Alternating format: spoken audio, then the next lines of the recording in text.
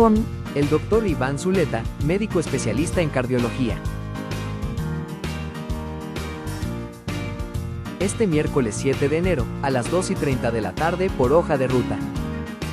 Tenemos premios para nuestra audiencia. No te lo pierdas.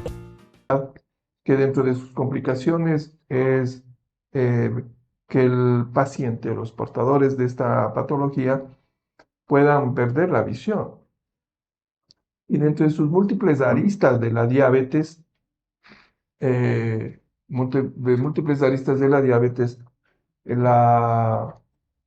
de los mayores problemas es que van perdiendo sensibilidad y sensibilidad al dolor.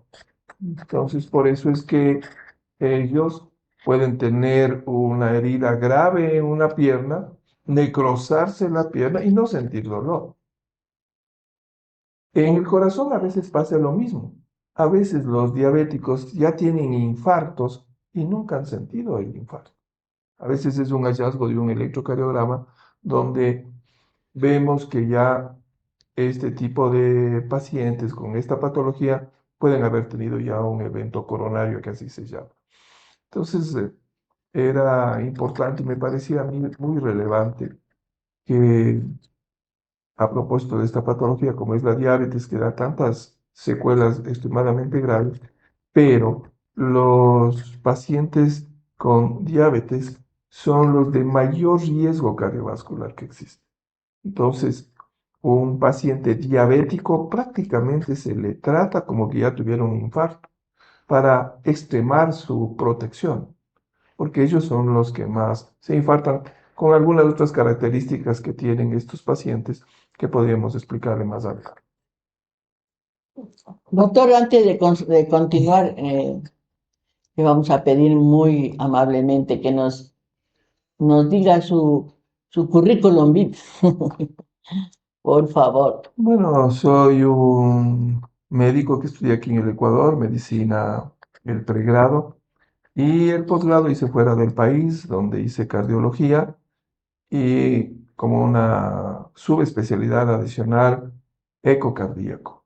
Entonces, soy un cardiólogo que, aparte de esta patología del corazón, que la evalúo en la parte clínica, tengo la posibilidad de hacer evaluaciones paraclínicas con el eco. Voy en el Ecuador más o menos 25 años. Regresé al país a finales del año 99 y laboralmente estoy desde el año 2000 hasta la fecha. Entonces, AMCOR es una institución y se llama así por am- amigos del corazón. Vamos a ser amigos del corazón, ver cómo nos apoyamos, nos ayudamos. Es una entidad privada donde también tenemos posibilidades de tener apoyos solidarios a pacientes que lo ameriten. Así que vamos 20 años, hacemos cardiología, hacemos ecocardiografía, pero aparte de estas opciones de la medicina, hay nutricionistas también aquí, hay médicos deportólogos que hacen rehabilitación cardíaca, hay médicos que hacen endocrinología, diabetes también, hay laboratorio clínico adicionalmente. Entonces, la esfera de manejo es muy amplia en entidades de la medicina que se apoyan dentro de la cardiología. Entonces, nosotros necesitamos a los endocrinólogos por la diabetes, necesitamos al internista, necesitamos nutricionistas, necesitamos expertos en rehabilitación cardiovascular, deportólogos. O sea que la diabetes es lo que más, la diabetes tiene más énfasis en atacarle al corazón, más que la presión alta. La diabetes y el azúcar es Mm, un inflamador. mm. Entonces, al ser un inflamador, inflama los tejidos y uno de ellos es el aparato vascular. Entonces, al inflamar el endotelio vascular, hace que en este sitio de la anatomía se formen y se coloquen en diferentes partes del aparato vascular placas de colesterol que les van obstruyendo las arterias y estas pueden llevar a un infarto cardíaco, un infarto cerebral, por el hecho de ir tapando las arterias con las placas de colesterol. Pero el disparador de esto es el azúcar porque es un inflamador. Los primeros se inflama el tejido endotelial, luego en ese tejido inflamado se forma un nido de placas de colesterol que van destruyendo o disminuyendo la luz del aparato vascular. Esta disminución hace que el flujo de sangre a través de estas arterias vaya disminuyendo. ¿Y qué pasa en muchas áreas? Por eso los diabéticos en las partes más distales, que son las piernas, los dedos de los pies, el flujo vascular va disminuyendo y la circulación en estos sitios extremos hace que sea de muy mala calidad. Y por eso es que un diabético con una herida en un pie, con una circulación deficiente, hace que la recuperación o la cicatrización a este nivel sea muy mala y por eso puede necrosarse estos tejidos y tener problemas o consecuencias graves como las amputaciones, etc. También en el hecho vascular ocular, ¿no? Disminuye, daña la retina, daña el aparato de la visión y por eso estos pacientes pueden ir perdiendo la visión de la misma manera el riñón que se afecta. Entonces es una enfermedad multisistémica que está metido por varios sistemas y va dañando. Entonces la diabetes es un enemigo muy complejo, muy difícil de manejarle, de tratarle, costoso y que va dañando muchos órganos. Dentro de ellos, el corazón, que es un órgano tan vital, y los infartos pueden ser tan devastadores que en general afectan la vida del paciente. Y el paciente que más se infarta o que más alto riesgo de infarto tiene es el diabético. Entonces, la presión también al dañar el endotelio hace que una de las variables para que la presión sea alta es que el endotelio vascular también esté afectado. Entonces, por eso en general los diabéticos son hipertensos y de muy difícil control. Entonces, el compromiso que hay en los órganos cardiovasculares, muy grave en el diabético, por eso es que los controles de la glucosa son claves para tener una salud lo mejor posible en el contexto de un diabético que su situación de salud siempre es difícil. Doctor, en su familia ha tenido pacientes del corazón, ¿y cómo le ha tratado? Porque yo conozco un doctor que es endocrinólogo. La mamá tiene diabetes y no le puede controlar a la mamá en que coma el dulce. Entonces, yo digo, ¿cómo puede ser esto de el control Uno, ese? Porque al paciente le dice, haga esto, este otro, no esto, no este otro, no este otro. Pero al familiar usted no le puede decir eso, o sí le puede decir. O no le hace caso familiar a usted. sí, decir un refrán popular muy conocido que es en casa de herrero, cuchillo De de palo. palo, ¿no? Hay cuartos de arriendo. Entonces, no es fácil, la diabetes es de difícil control y es devastador, ¿no? No necesariamente es encontrar una raíz genética, pero a veces en la familia de diabéticos hay más diabéticos. Así como la hipertensión, que estamos claros que tiene una raíz genética, donde hay hipertensos, en esa familia vienen más hipertensos. Por eso es que cuando uno hace la evaluación clínica a un paciente, cuando uno se entrevista, una de las preguntas más importantes es, ¿qué es lo que ha tenido la familia? Pues si en la familia hay diabéticos, hay hipertensos, hay infartados, esa es la historia de la familia. Por eso digo yo a los jóvenes, antes de casarse, primero pregunten qué enfermedades tiene la familia en la parte contraria, Para poder Pensé casarse. que iba a preguntar porque cuánto hay eso de es lo que les dote. va a tocar después a enfrentar. Pero entonces sí tiene una raíz que se repite y en mi familia también hay hipertensos. Ajá. Entonces, Pero eso es genético. ¿Cómo puedo detener algo genético? Todavía la medicina actualmente, su eficacia en el manejar patología que tiene una raíz genética no es óptima. Pienso que la medicina del futuro va a ayudar con propuestas genéticas que podrán cambiar la historia de las enfermedades. Mm. Pero según eso, doctor, si se puede prevenir entonces. Se puede prevenir en la parte, por ejemplo, biológica, sexual, en no casarme con personas diabéticas, con personas que tengan problemas de enfermedades. Igual yo creo que también se puede prevenir desde la parte de salud, ¿no? Yo creo que la dificultad de ahí es del amor. Entonces, ahí cómo puede prevenir eso. Ahí está, Fito. Entonces asumen rápidamente el compromiso de apoyar, pero pasarán los años y a lo mejor hay que ver si ese compromiso que hubo se mantiene. Pero estamos ahora en una época de la medicina donde nos estamos enfrentando más a las enfermedades crónicas, la hipertensión, la diabetes, el colesterol alto. Entonces, que las enfermedades agudas, que en el otro siglo una infección pulmonar podría ser letal, o una apendicitis hace 100 años podría ser letal.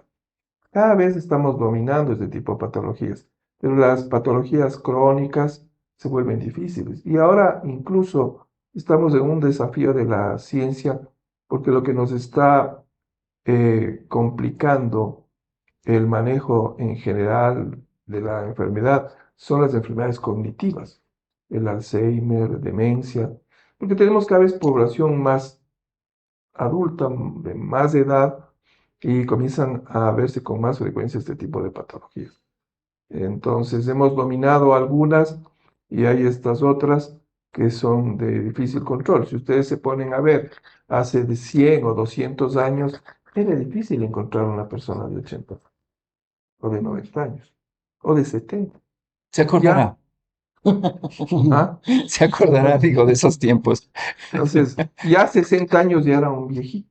Yo me acuerdo que el otro día leí en la prensa, atropellan a ancianos de 60 años. Y yo tengo 60 años, entonces dije, Yo soy anciano. soy anciano". Pero hace algunos años, 60 años podría decirse que era una persona longeva. Pero ahora no. Pero estamos en cambio con las personas de 80, de 90 años. Y una de las patologías más frecuentes son las cognitivas. Eso es uno de los desafíos. Así que la ciencia sigue ayudando a prevenir cierto tipo de patologías o mejorar su control, pero el cáncer, las enfermedades cognitivas son las que tenemos nuevos desafíos para ir cambiando, aunque en el cáncer hemos mejorado mucho sus manejos, sin embargo siguen siendo todavía unos desafíos. Claro, sí. Pero últimamente es que ha aparecido más de estas enfermedades, ¿no? Antes casi no se sabía. Las cognitivas, Ajá. yo creo que estamos viendo, cada vez vemos más personas de edades avanzadas, cada vez hay más. O sea, tener un abuelo de 80 años, de 85 años, 70 años, 90 años, no es raro, pero tenemos más problemas, en cambio, cognitivos en estos pacientes. Hay una discusión que se viene hablando hace un tiempo. En la pandemia, uno de los manejos que se hizo en esa época era aislar justamente a las personas de más edad porque eran las más vulnerables. Pero al aislarles, les afectamos también su entorno, afectamos su entorno y perdieron su contacto con otros eh, compañeros de vida de esa edad, y al aislarles rompimos un círculo que a lo mejor era muy importante. Después, después de la pandemia vimos que justo estas personas que fueron aisladas, separadas de la comunidad, entre comillas, para protegerle del COVID, hemos visto que ahora se ha hecho más visible este tipo de patologías cognitivas como Alzheimer, demencia, etcétera. ¿Qué es lo que pasó? No sabemos. Creo que el ser humano no es un buen augurio separarle de otros seres humanos. Tenemos que tener mucha relación y una separación tan violenta como fue en el COVID pudo haber tenido consecuencias como estas que estamos hablando. Así es. El ser humano es súper sociable, súper, le gusta estar en grupo. Así es. Y entonces sí hay que tener mucho cuidado en cómo se lo trata más que nada. Sí, a propósito de eso y de la que hablábamos de que en las familias también hay diabéticos. Antes aquí en Amcor teníamos un club de diabéticos y que Ajá. hacían paseos Mm. y ¿Y qué pasó? se reunían después del COVID, todo esto, todo se afectó. Y la anécdota de esto era que se lograban tener viajes a un costo muy solidario, entonces iban, qué sé yo, a Imbabura, a Chachimbiro, a Las Lajas, pero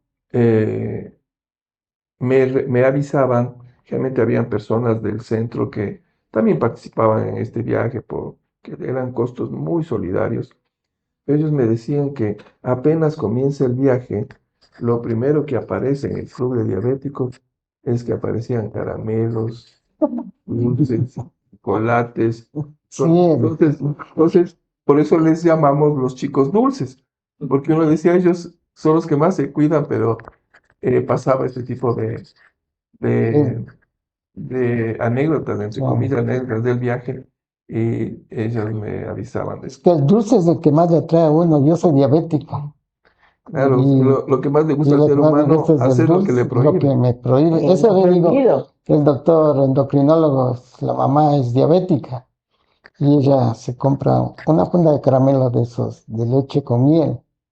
Y eso está chupándose y él no le puede prohibir, pues. Sí, es ¿Qué le muy prohíbe? difícil. Entonces, a uno le atrae el dulce, es como la mosca se pega a los dulces, sí o no. Entonces, más dulce come, más rico se siente. Entonces, Claro, dígale y a un fumador que ya deje de fumar, es claro. peor. Y eso que una de las características de fumar es que la nicotina es un agregante plaquetario. ¿Qué quiere decir esto? Cuando se forma un coágulo o un trombo, Ya. el esqueleto de este coágulo o trombo son las plaquetas. Estas células que más o menos viven unos 10 días se agregan entre ellas y forman la estructura del coágulo. La nicotina acelera esta agregación plaquetaria. Entonces, un Mm, fumador, por el hecho de tener nicotina en su organismo, hace que se forme más fácilmente un trombo. Por eso que se usa la aspirina. La aspirina es un antiagregante plaquetario. Es que la aspirina lo que lleva es a que la agregación de las plaquetas para formar un coágulo sea más difícil. Esa es la razón del uso de la aspirina. No es un anticoagulante, es un antiagregante plaquetario. Por eso yo les he de decir a los pacientes que fumen, porque mientras más fumen, más pacientes. Entonces, tenemos que estar claro que la nicotina es, además de sus relaciones con cáncer de pulmón, etcétera, la nicotina es un factor de alto riesgo cardiovascular. Y si es diabético, si fuma, si es hipertenso, seguro se va a infartar. Entonces, la lucha y la pelea contra la diabetes es más compleja de lo que se piensa y tenemos provincias en este país llenas de diabéticos como es Manabí. Manabí es una pandemia de la diabetes. Entonces,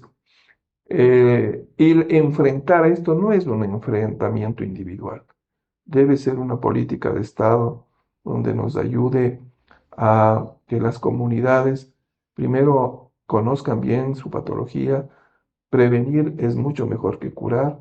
Entonces hay que trabajar en eso de una manera mucho más intensa, con responsabilidad no solo del paciente, de los médicos o del personal de salud, sino del Estado. Necesitamos ver cómo se vuelve, porque ustedes, por la condición, saben lo que es perder un órgano tan importante como la visión. Entonces tenemos que trabajar. No es posible que esperemos que hayan este tipo de complicaciones tan graves para tomar medidas de prevención. Así que es un Ivancito, trabajo en ahí equipo. una consulta. Si Janet y Edu hubieran tomado, digamos, más atención a su salud, tal vez podrían conservar la vista. Podrían, sí. Y sobre todo, por eso es que es súper importante que tempranamente se aclare de los riesgos a las personas. Porque si sabemos que podemos llegar a una pérdida de la visión, a un infarto, a una necrosis de una pierna, a un daño renal por una glucosa mal controlada, muchos problemas se evitarían sin un costo tan alto para la sociedad, para el Estado, para los servicios de salud. Porque ¿cómo le podemos rehabilitar a una persona que perdió la visión? Lo ideal hubiera sido adelantarnos a esto, saber explicar con claridad los riesgos para que las soluciones eviten o cambien la historia natural de esta patología y no tener un país donde haya personas que hayan perdido la visión. O, como ustedes ven, muchas personas no tienen ni dónde hacerse la diálisis y probablemente llegaron a un daño renal también por la diabetes. Entonces es más fácil resolver esto antes que terminar buscando dónde hacer una diálisis, que son programas costosísimos, o un infartado. Un paciente infartado realmente no es muy mayor, es joven o de una edad madura, pero se pierde una persona como su capacidad moral, social, familiar. Es todo un problema que no abarca solo a la persona, sino a toda la estructura familiar. Estos programas sirven para tomar medidas de protección, de prevención precoces. Por eso es que es importante trabajar con ellos ahora para que sean quienes transmitan a las nuevas generaciones de qué debemos hacer, cómo debemos cuidarnos para tener escenarios que sean más positivos para personas que pueden haber tenido glucosa y no esté bien controlada, porque no estamos adelantando al futuro de estas personas de lo que se viene. Entonces, me encanta la propuesta de ustedes de plantear esta lucha, no cuando ya se ha presentado el efecto deleterio que significa la diabetes, sino antes, y me parece que tenemos una obligación social de ayudar a prevenir lo que se va a venir, si no, un diabético va a infartarse, un diabético va a tener disfunción renal, un diabético puede perder la visión o puede terminar con una necrosis distal. Así que este es un compromiso de todos, incluso de los pacientes que han perdido la visión, de los que tienen ya perfiles de glucosa alta. Es un compromiso de todos, de los servicios de comunicación, como está haciendo aquí Hoja de Ruta. Me parece muy importante y debe ser un compromiso que va más allá de cualquier consideración. La información es vida y la información también salva vidas. Es que los seres humanos también somos necios. Mientras no nos pasa, no hacemos caso. Creo que eso también es un condicionamiento para que no entendamos las cosas. Por ejemplo, a mí me dijeron, ¿tiene diabetes? Y dije, bueno, tengo diabetes y seguí mi vida normal hasta que me pasó lo que me pasó. Claro, o sea, Entonces, mucho más eficaz hubiera sido que conozcamos con total precisión las complicaciones y trabajar antes. Y ahora hay cantidad de personas que están siguiendo esa misma historia y van a quedar con una secuela gravísima renal, visual, etcétera, infartos. Entonces, si ustedes ven, probablemente si hubiera una información precisa, precoz, rápida, clara, podríamos evitar mucha gente que pueda tener complicaciones que le van a afectar toda la vida. Así que es el compromiso de todos, de los medios de comunicación, de los pacientes, de los que trabajan en salud, para ayudar a Difundir, o sea, a hacer de difundir concientizar exacto, las personas lo que puede suceder. Porque a uno le dicen, tiene diabetes, dice, tiene que tomarse las pastillas y cuídese en la comida y nada más. Bueno, eso fue antes, a mí cuando me dijeron así. Ahora ya entiendo ya muchas cosas, pero ya cuando me pasó. Sí, Pero es demasiado tarde. Adelante, adelante. Doctor, volviendo a esta parte humana que dice usted, a esta parte de ayudar a los demás. Ancor, ¿cuál sería la forma de ayudar a las personas, más que nada con discapacidad y, digamos, económicamente bajas? ¿Cuál sería o cuál es la forma que Ancor ayuda a los demás?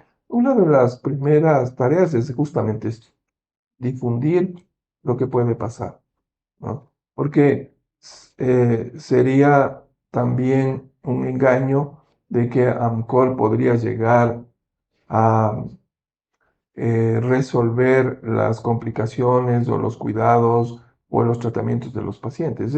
Es multidisciplinario eso, donde el Estado tiene su obligación, el Ministerio de Salud tiene su obligación. Entonces, porque una golondrina no hace verano. Entonces, tenemos que, este es un trabajo en equipo. En equipo, nosotros tenemos como política también el difundir que el médico tiene que tener el tiempo para explicar con total claridad los riesgos de un paciente. Pero si tenemos consultas de 10, 15 minutos, ¿qué explicación podemos dejar a nuestros pacientes? Nada. Si aclarar las medidas de seguridad para evitar complicaciones puede demandar 30 minutos, una hora y media. Entonces yo siempre en la consulta veo, los pacientes mismos me indican que su consulta máximo dura 15 minutos. Y el médico que está con esa obligación de tiempo, su posibilidad de dar una instrucción veraz, clara, concisa, se va a diluir. Entonces es importante que, sobre todo pacientes que tienen este riesgo, uno debería tener más tiempo. Esto es una obligación que el que debe hacer este cambio es el Estado.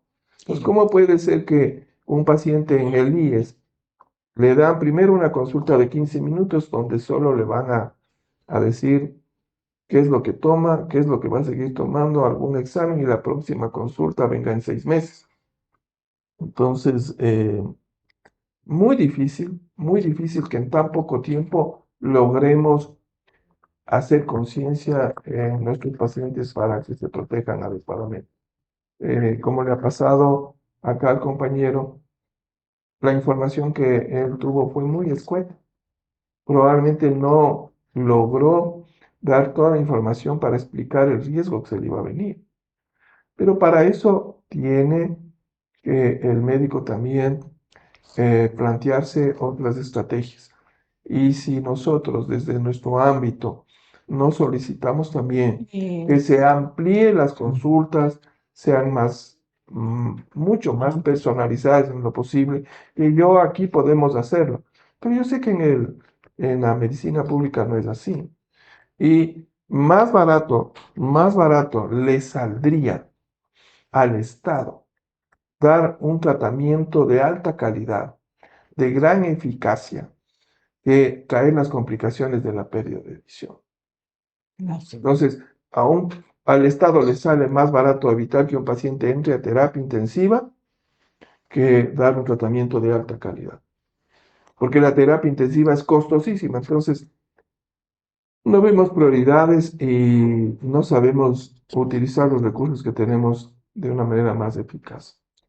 Así es, o sea que somos desde un principio, nosotros somos un círculo, porque le digo, doctor, los mismos pacientes nos molestamos cuando hay un paciente 2 horas ahí adentro. Entonces, sí, porque nos sale, nosotros mismos tenemos ese círculo donde queremos todo rápido y que ya nos atrasamos al trabajo. Porque ¿qué? Cuando yo trabajaba, le digo, el permiso que le daban en el colegio era de 1 hora o máximo de 2 horas. Usted vaya al consultorio, al IES, a donde sea, se haga atender y regrese, porque solo le daba un espacio de 2 horas el colegio para usted poderse hacer una consulta médica. Entonces, es el círculo mismo social que tenemos en el país el que no nos permite ciertas cosas. Nosotros somos enseñados a todo rápido, a todo, eso nos han enseñado. Entonces, si un médico se demora mucho, ya le criticamos qué estará diciendo, porque no se apura, que tanto que se demora, yo tengo que irme a trabajar. Entonces, es un círculo de cosas que Por eso el nombre es paciente. tiene que tener Tiene que paciencia. tener paciencia. O sea, Así porque es. no es lo mismo explicar a un paciente que no logre comprender las implicaciones de una patología que a otro que sí nos logra entender. Entonces, tenemos que buscar mecanismos para que todos puedan entender y estén muy claros del riesgo. Así que el tiempo es muy importante que podamos compartir información, porque ¿de qué me sirve a mí como médico estar claro en una patología si el paciente no está claro? El que debe estar más claro es el paciente, cómo debe tomar su medicación, por qué debe tomar esa medicación, cuánto tiempo tiene que permanecer con esa medicación. Lo importante es que él lo sepa, porque el que yo lo sepa y no sepa transmitir eso al paciente sirve de muy poco. Claro, tiene, como les expliqué ahora, la nicotina. Si ahora ya sabemos que la nicotina es un agregante plaquetario y forma coágulos más grandes y nunca sale del cuerpo, pues ya sabemos que el que fuma tiene alto riesgo de hacer este tipo de problemas. Entonces, el médico tiene que tener la cualidad, la capacidad y el compromiso de explicar muy bien, porque nos va a evitar problemas y va a haber menos complicaciones. Y si eso implica una consulta que se alargue un poco más, se tiene que hacerse. Y los demás tienen que comprender que si hay una extensión del tiempo para explicar, tenemos que saber que es por el bien de él y de los demás también. Así que, como yo decía desde un primer momento, este es un trabajo en equipo, del servicio de comunicación, de los Sí, médicos, de los sí, sí. paramédicos, del paciente, de la familia. En una consulta tiene que estar la familia, para que la familia también sepa qué es lo que está tomando su familiar, por qué lo está haciendo, cómo le debe hacer. Cosa que o la comunidad, no solo familiar, sepan cómo podemos disminuir el riesgo y complicaciones tan devastadoras que hay en este tipo de familias o de personas. Así que por eso me interesa mucho que se repliquen estos tipos de comunicación, porque los beneficiados siempre serán los pacientes. Pero digo, en esto, póngase, el médico también debe tener, digo, ¿cómo puedo explicarlo? O sea, cuando uno va donde el médico y le dice, usted tiene diabetes, ¿sí? Entonces no le explican las cosas, lo que puede pasar, lo que puede hacer. Dice, tiene diabetes y ya, y póngase un compañero, le dijeron eso y él se tiró a morir, porque le dicen que tiene una enfermedad crónica. Dice, ya me voy a morir, ya, y el médico solo le dice eso, le da las pastillas y tal luego. Entonces creo que los médicos también deben tener más empatía con los pacientes, Todos deben aprender, porque, no solo el médico, porque hay médicos que no explican. claro, porque darle una noticia así también a uno le cae como un balde de agua fría, porque todo el mundo piensa, está enfermo del corazón, ya se va a morir, tiene diabetes, se va a morir, tiene hipertensión alta, se va a morir, tiene cáncer, se va a morir, o sea, no le da más opciones. Entonces, yo creo que el médico también debería de tener un poco más de empatía, tratar de explicarle que, porque sí puede curarse, no curarse completamente, pero sí puede vivir un poco más y dignamente, y no tirarse a morir. Claro, o sea, esto de que tengamos una información mucho más precisa, uno de los responsables de eso son los médicos, o sea, todo el equipo, todo como yo decía que es un trabajo en equipo, todos tienen que remar hacia el mismo lado. No solo el paciente, su familia, los servicios de comunicación, el médico. Porque probablemente uno de los elementos más importantes o la columna vertebral de este manejo sigue siendo el médico, que se ha pasado estudiando para poder informar. Entonces el médico tiene mucha responsabilidad en saber explicar bien. Por eso les decía que ¿qué saca el médico sabiendo de una patología si no es capaz de transmitir a sus pacientes para que ellos sepan cómo deben cuidarse, controlarse y tener una perspectiva mejor? Así que no hablo de responsabilidad de esto, solo el paciente, solo el Estado, solo los medios de comunicación. Es una responsabilidad compartida. Todos. Lo que yo pienso que Eduardo quería decir algo que yo también quiero decir. No solo es que va a comunicarnos lo que él sabe, es, ¿Cómo dirigirnos? es el carisma que tiene el médico. Yo siempre he dicho que el médico es como un cura, ahí le cuentas todo y el médico tiene que decirte también todo, cómo es la situación. Pero si usted va a un consultorio de Estado, como quien dice, ¿no? Y un médico te recibe en la posición de computadora. ¿Cómo se llama? ¿Qué le pasa? ¿Qué le duele? ¿Qué ha tomado? Ah, ya, entonces siga tomando esto, no tome este otro. Gracias. El que sigue. Como que no, no sé, ¿no? Uno va al médico con esa fe de que me voy a curar, de que este doctor me va a curar. Yo lo digo por mí. Yo soy de las personas que no le tomo nada, ni agua de hierba luisa, si el médico no me lo dice. Se me burlan en casa, pero yo así lo hago. Por algo el Señor estudió tantos años de él. Porque si la hierba luisa curara todo, no hubiera médicos, sino que tomáramos solo hierba luisa. Pero hay médicos que no se sueltan, no dan. Las cosas, quizás es una forma de decirla desde luego, pero las enfermedades primero se curan con la fe que uno le tiene al médico. Bueno, es una forma de decirlo, no es así, ¿no? Y entonces, mire, pero yo recién le comento así, les comento amigos también, comenzaron a salirme unos granitos que tengo por aquí. No digo, me voy a ir donde el Dermatólogo. dermatólogo. Y saqué mi turno y me fui al dermatólogo. Esperaba con tanta ansia el dermatólogo que creo que me estaba haciendo hasta daño. Y el día que llegué donde la doctora dermatóloga del Hospital San Francisco, me senté y me dijo, bueno, tu nombre, ¿cómo te llamas? Talalala, muy bien. ¿Qué te pasa? Digo, doctora, me están saliendo unos granitos. Eso es normal en la vejez. Ah, no, no. Mi esposo decía que tosca. No me importó lo tosca. Lo que me importó fue directamente yo me enteré que lo que me tenía angustiada es una cosa normal de vejez. Y luego me dice, digo, pero también tengo unos granitos que me están saliendo, unos lastimados. Dice, a ver, déjame ver, y me vio y me dice, eso es herpes, y el herpes en los diabéticos no tiene cura, porque el herpes, la cura del herpes es durísima para un riñón, así que mejor quédate nomás y soporta tu herpes. ¿Alguna otra cosa? Mi marido se iba, tranquilízate. No, doctora, gracias, hasta luego. Más que clara, más que suficiente. Pero yo salí de ahí con estrellas mi ánimo en el suelo. Salí con mi conciencia exacta de lo que yo tenía, de lo que me podía pasar.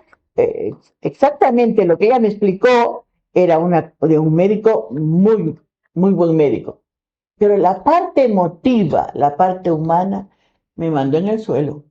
Sí, o sea, por eso yo creo que el ser médico implica muchos controles. Exacto. Entonces va más allá de saber o de conocer. Entonces, vivimos en un mundo muy comercial, donde, claro, si le ponen consulta de 10 minutos, de 15 minutos, ¿qué se va a hablar? Y es una responsabilidad de los servicios de salud de convencer a las autoridades de que ese tipo de atención no nos está llevando a una buena orilla, nos está alejando de la calidad, del espíritu que debe tener el médico o los servicios de salud. Es muy complejo lo que está pasando en la sociedad en esto. A veces el único fin a lo mejor es solo una remuneración económica, pero se está perdiendo el sentido humano de la medicina. Por eso creo que, como dije al principio, esto es un trabajo de equipos. Y el equipo todos son responsables en su distinta área para que esto pueda funcionar adecuadamente. Si uno de los del equipo no funciona bien, todos salimos perjudicados en este objetivo.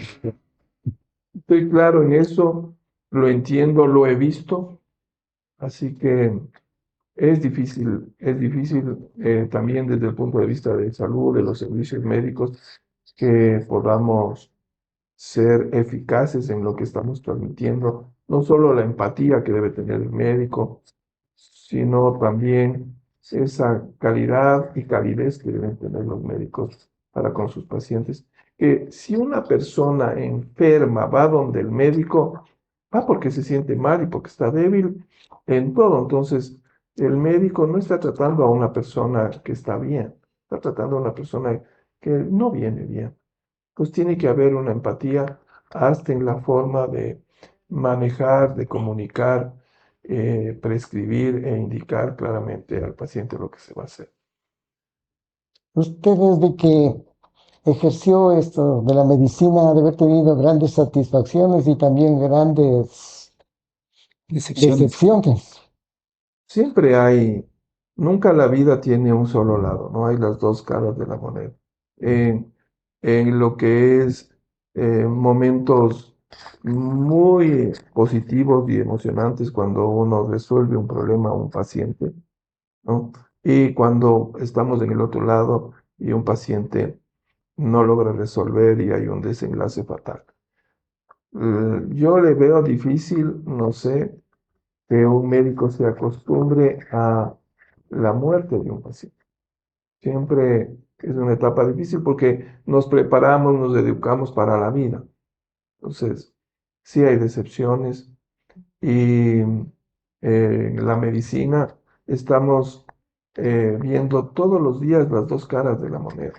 Así que no es una profesión difícil, nunca se acaba de estudiar, y, pero como es un trabajo en equipo y por eso en este centro hay todo un equipo, es lo que nos lleva a que podamos trabajar entre todos más eficazmente para poder ofrecer unas propuestas terapéuticas que sirvan al paciente para que esté mejor.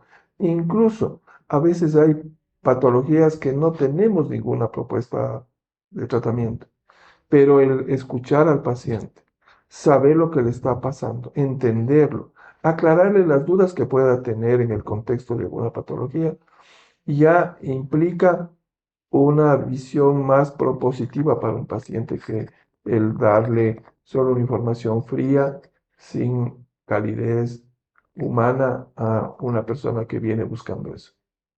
Así es, doctor. Así es.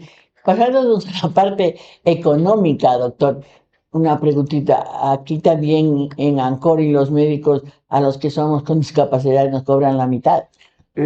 Aquí hay un servicio de costos solidarios. Pongamos aquí atendemos pacientes que vienen de hospitales, que no paga el costo de un paciente de un hospital privado. Entonces, la servicio de atención directa en este momento y en ese aspecto ya saben cómo pueden hacer. Aquí hay